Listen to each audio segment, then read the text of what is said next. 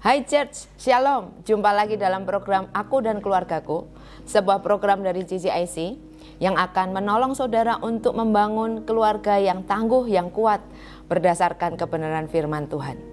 Komunikasi merupakan hal yang sangat penting di dalam sebuah kehidupan keluarga yang sehat. Hubungan pernikahan yang hancur bukan hanya hadirnya orang ketiga atau masalah ekonomi atau tidak ada lagi cinta di dalam pernikahan tersebut. Hubungan pernikahan hancur seringkali karena tidak ada komunikasi yang sehat di dalam keluarga. Komunikasi merupakan bagian terpenting untuk membangun keluarga yang sehat.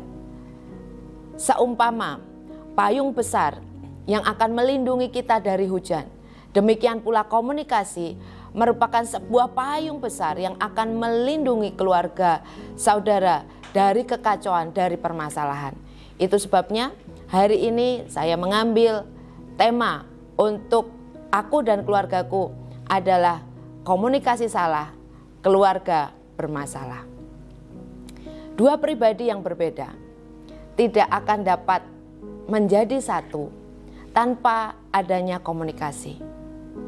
Mereka tidak dapat hidup bersama, bekerja bersama, berjalan bersama tanpa komunikasi yang sehat. Seperti firman Tuhan di dalam Amos pasal yang ketiga, ayat yang ketiga berkata, "Berjalankah dua orang bersama-sama jika mereka belum berjanji?"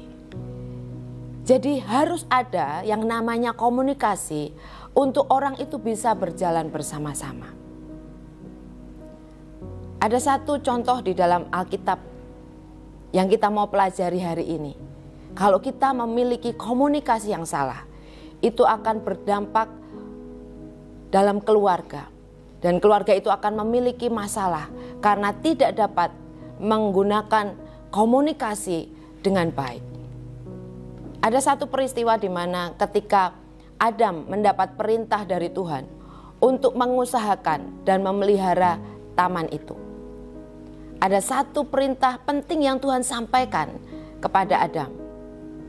Kita lihat di dalam Kejadian 2 ayat 16 sampai 17. Lalu Tuhan Allah memberi perintah ini kepada manusia. Semua pohon dalam taman ini boleh kau makan buahnya dengan bebas. Tetapi pohon pengetahuan tentang yang baik dan yang jahat itu, janganlah kau makan buahnya. Sebab pada hari engkau memakannya, pastilah engkau mati.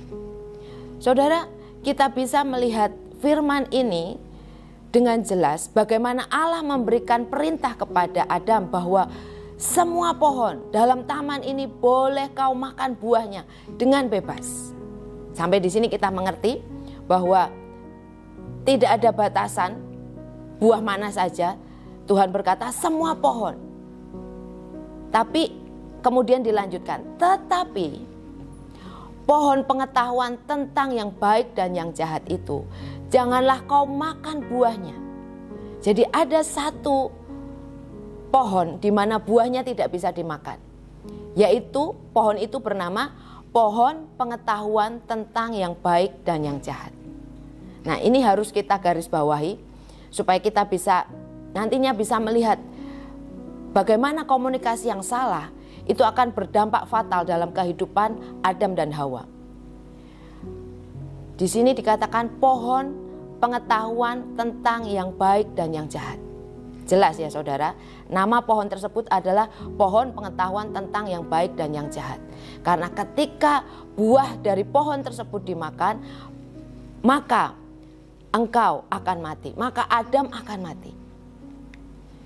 Nah, Adam menyampaikan apa yang menjadi pesan Allah ini kepada Hawa, istrinya.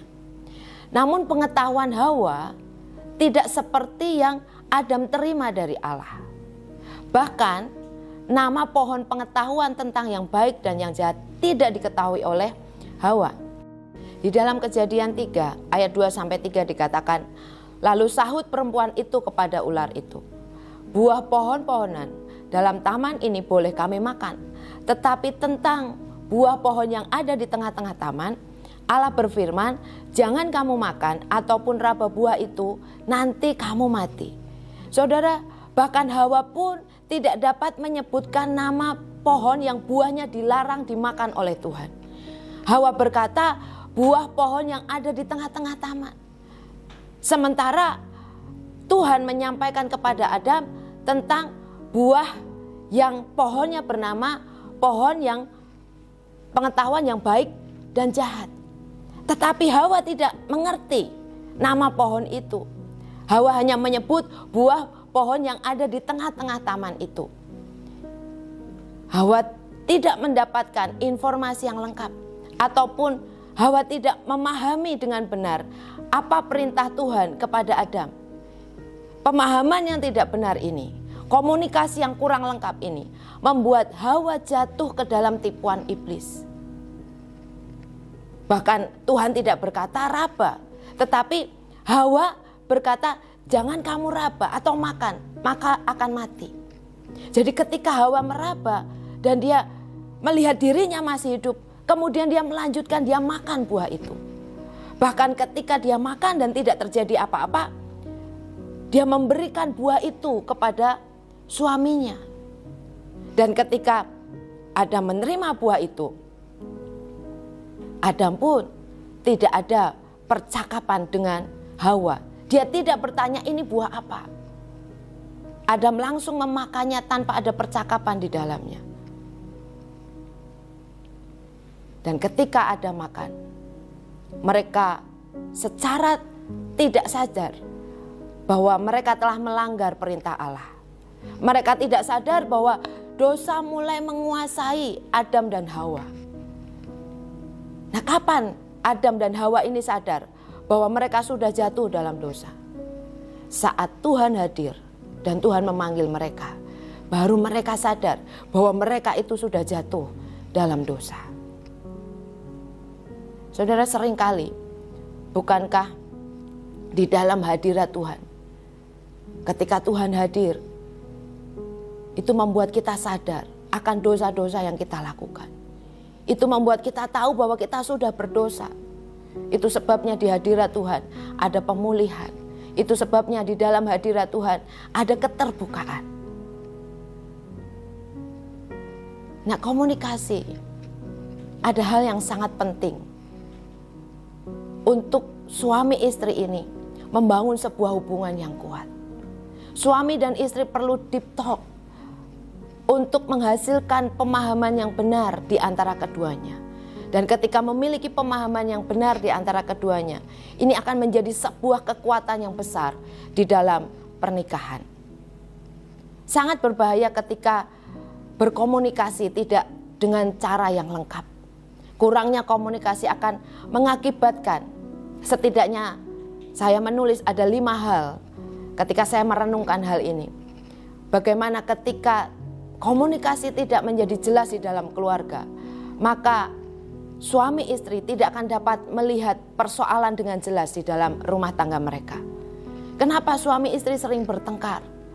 Namun ketika ditanya, apa sih masalahnya membuat kalian terus-menerus bertengkar setiap hari?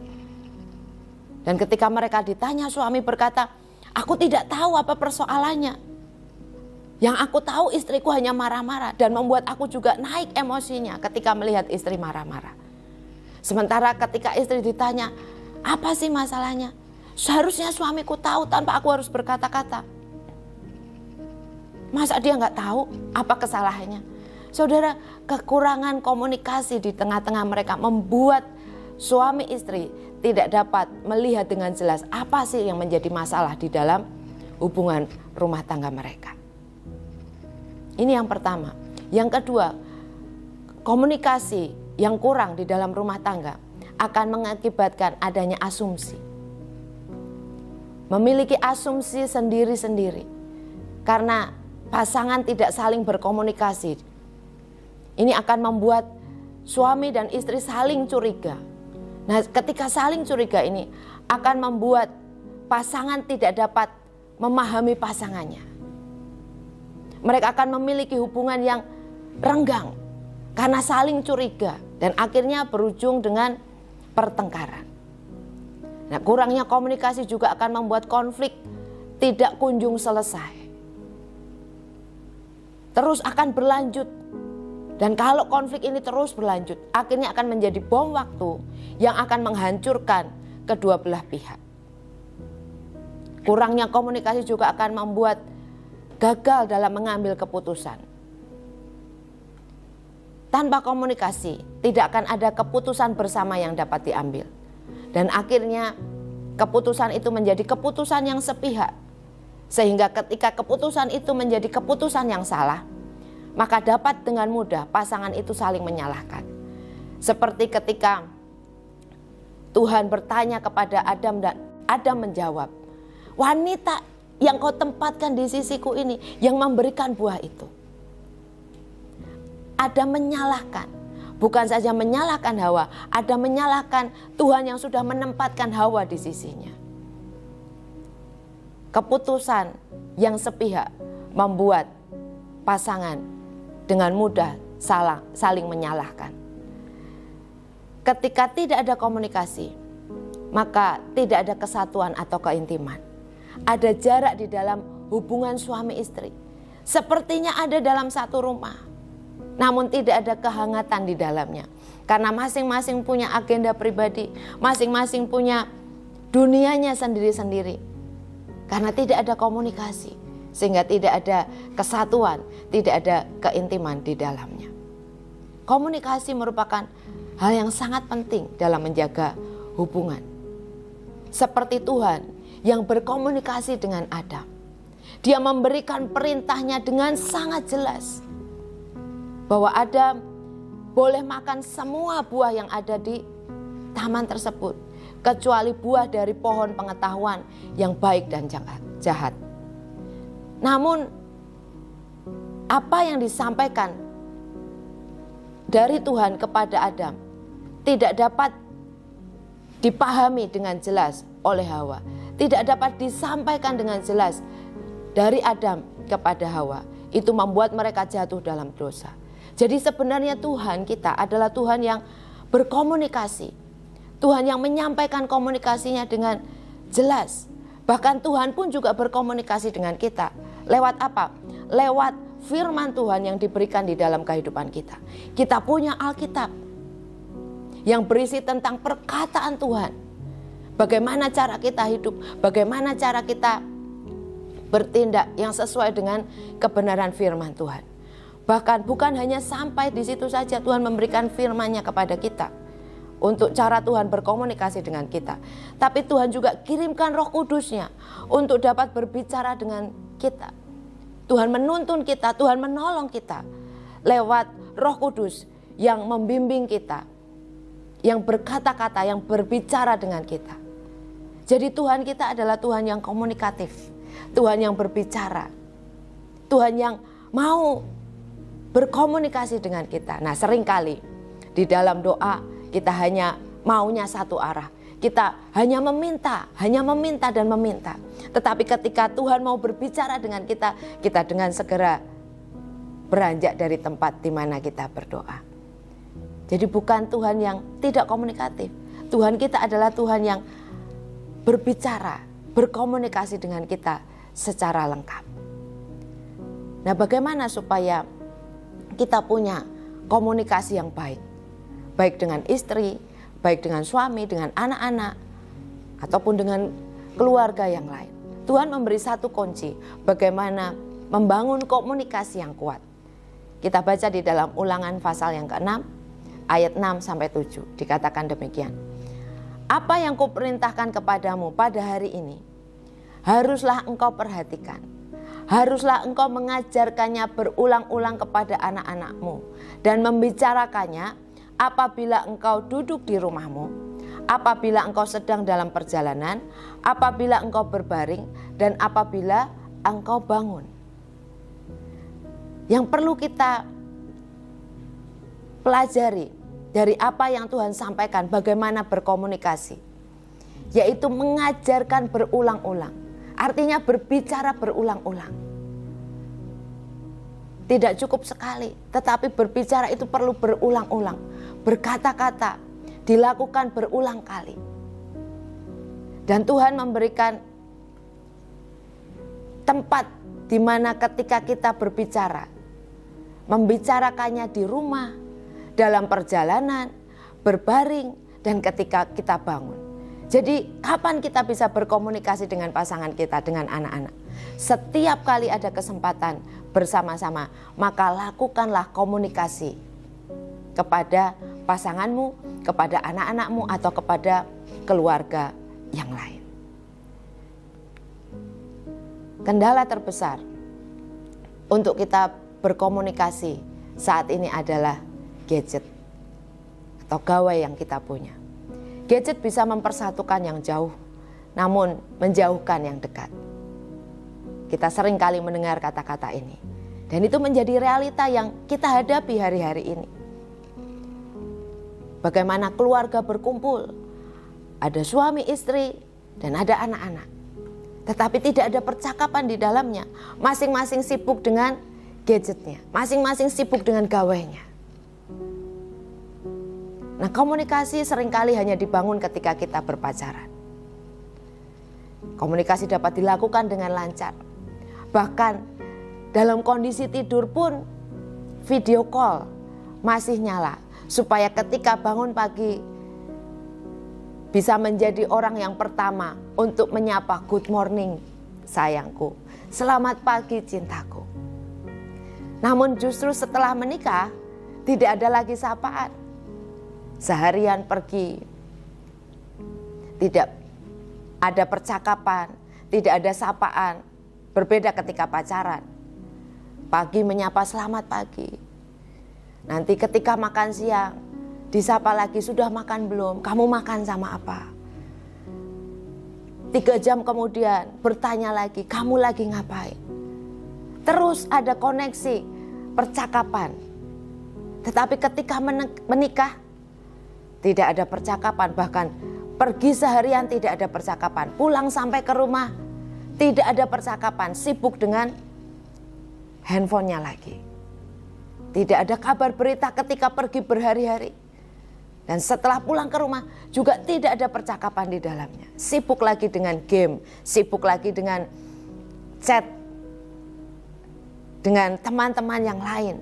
Dan melupakan bahwa ada istri, ada anak-anak, atau ada suami, ada anak-anak yang perlu diajak berbicara untuk membangun sebuah hubungan yang kuat. Nah, seringkali kita meninggalkan komunikasi ketika kita sudah menikah. Kita hanya membangun komunikasi ketika berpacaran. Tapi setelah menikah, komunikasi tidak lagi menjadi hal yang penting dalam membangun sebuah pernikahan. Nah, bagaimana supaya kita dapat terus membangun pernikahan sekalipun setelah menikah? Yang pertama, mari temukan waktu yang tepat untuk membangun komunikasi. Ketika melihat pasangan capek atau melihat pasangan kita sedang sibuk, ya jangan diajak berkomunikasi, karena itu akan menyakitkan ketika pasangan mengajak berkomunikasi sementara yang diajak berkomunikasi sedang sibuk atau sedang capek. Maka tidak dapat memenuhi keinginan untuk berkomunikasi karena pasangannya sedang sibuk. Nah, ketika sudah menikah, mari tetap bisa berbicara dengan terbuka dan jujur, tanpa ada yang ditutup-tutupi.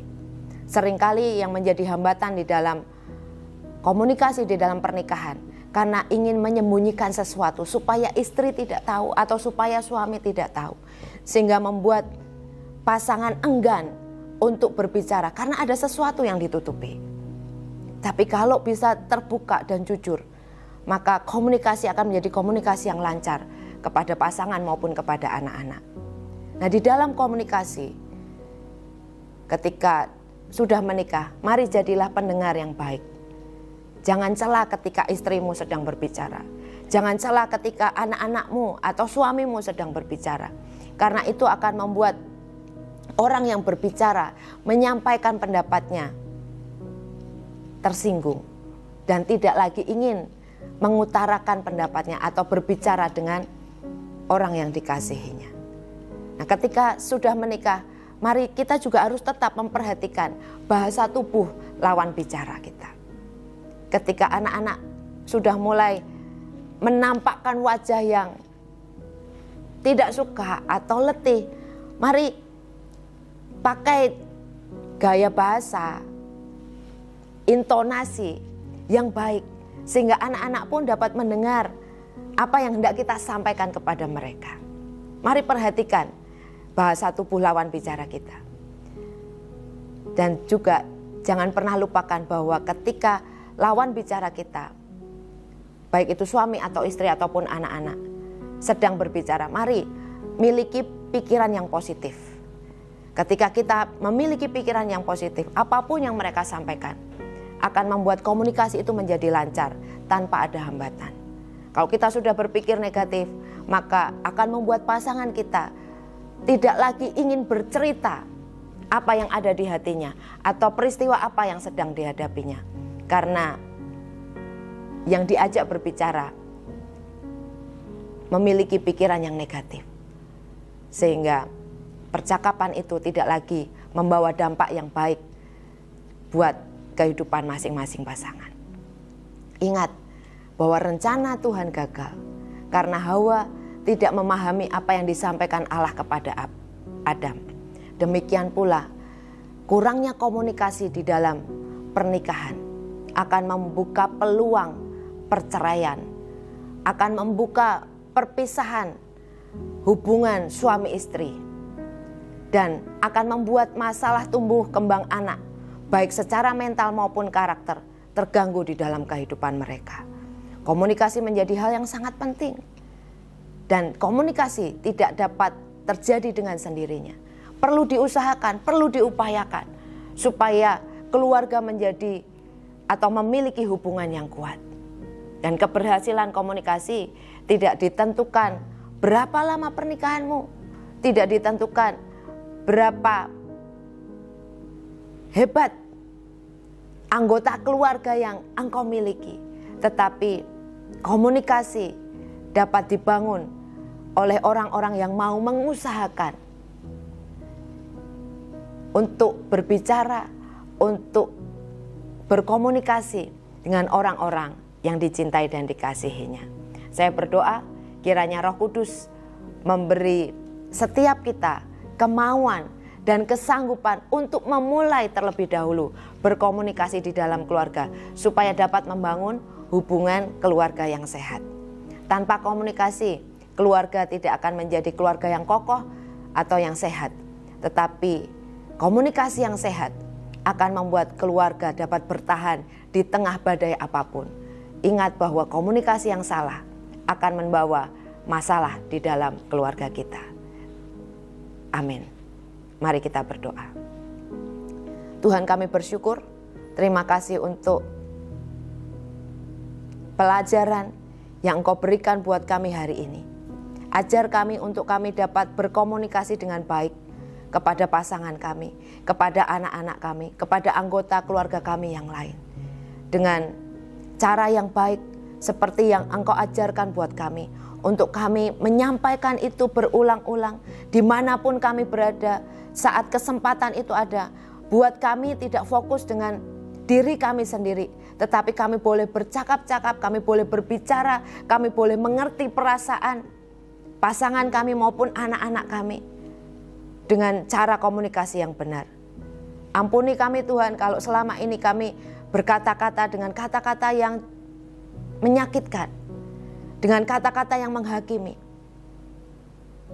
Biar kiranya anugerah Tuhan itu yang menolong kami, memimpin kami untuk kami menjadi ayah, menjadi ibu, menjadi anak-anak, menjadi suami atau istri yang boleh berkomunikasi dengan baik supaya keluarga kami menjadi keluarga yang sehat, yang kuat, yang diberkati oleh Tuhan. Kami bersyukur, kami mau serahkan hari ini sepenuhnya ke dalam tangan Tuhan. Di dalam nama Tuhan Yesus kami berdoa. Amin. Terima kasih sudah bergabung dalam Aku dan Keluargaku. Biar kiranya hari ini saudara diberkati lewat firman Tuhan yang disampaikan, membuat saudara memiliki komunikasi yang baik dengan keluarga saudara. Komunikasi yang sehat membuat keluarga utuh. Komunikasi yang salah membuat keluarga ada di dalam masalah. Tuhan Yesus memberkati.